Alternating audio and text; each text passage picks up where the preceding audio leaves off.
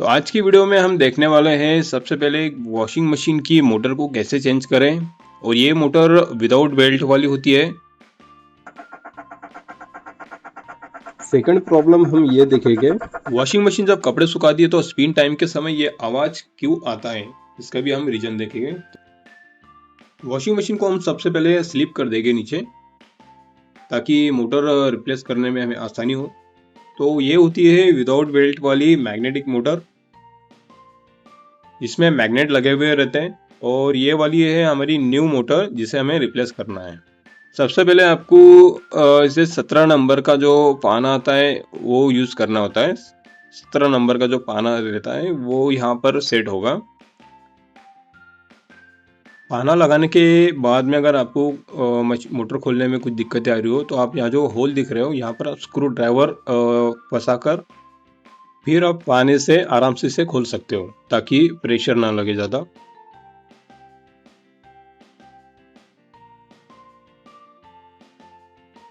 तो सबसे पहले हमें नट बाहर निकाल लेना है। इसमें एक नट आता है और एक छोटा सा वाइसर आएगा मेटल का, और उसके बाद में एक बड़ा सा छोटा वाइसर निकालने के बाद में आपको ये बड़ा वाइसर निकालना होता है, ये भी मेटल का होता है। तीनों चीज निकालने के बाद में आपको यहाँ पर एक कैप लगा हुआ है, ये कैप निकालनी है। ये मोटर के ऊपर कैप लगाई हुई रहती है और इसी कैप के अंदर मैग्नेट लगा हुए रहते हैं। हो सकता है कभी कभी ये मैग्नेट खराब होने के कारण भी आवाज करती है मशीन।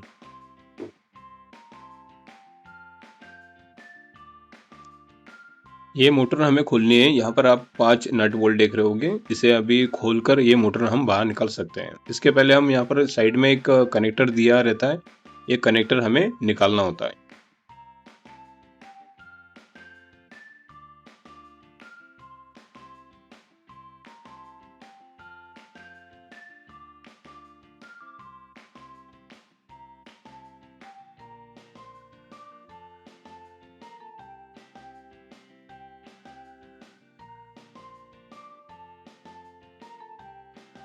ये हमारी न्यू मोटर है और यहाँ पर जो 5 नट बोल्ट लगे हुए रहते हैं वो यहाँ से हमें खोलकर उसको लगाने हैं न्यू मोटर।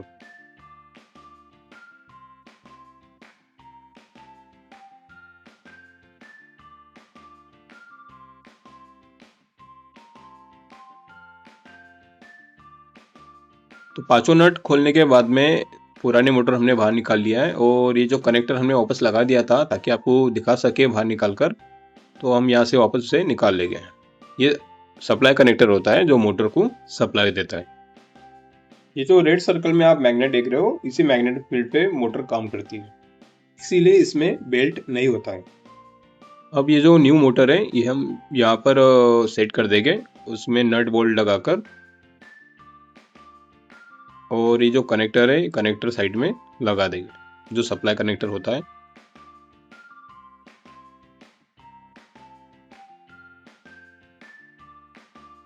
और इसके ऊपर हम न्यू कैप है, ये कैप लगा देंगे जो जिसमें मैग्नेट लगे हुए रहते हैं।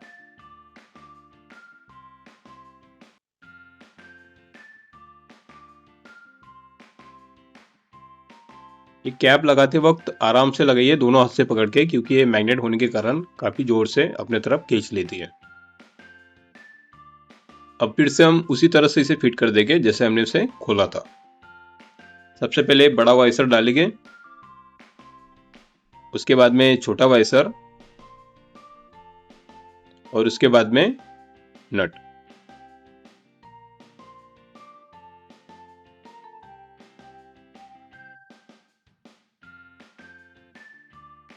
और फिर हम उसी तरह से इसे फिट करेंगे जैसे हमने इसे खोला था।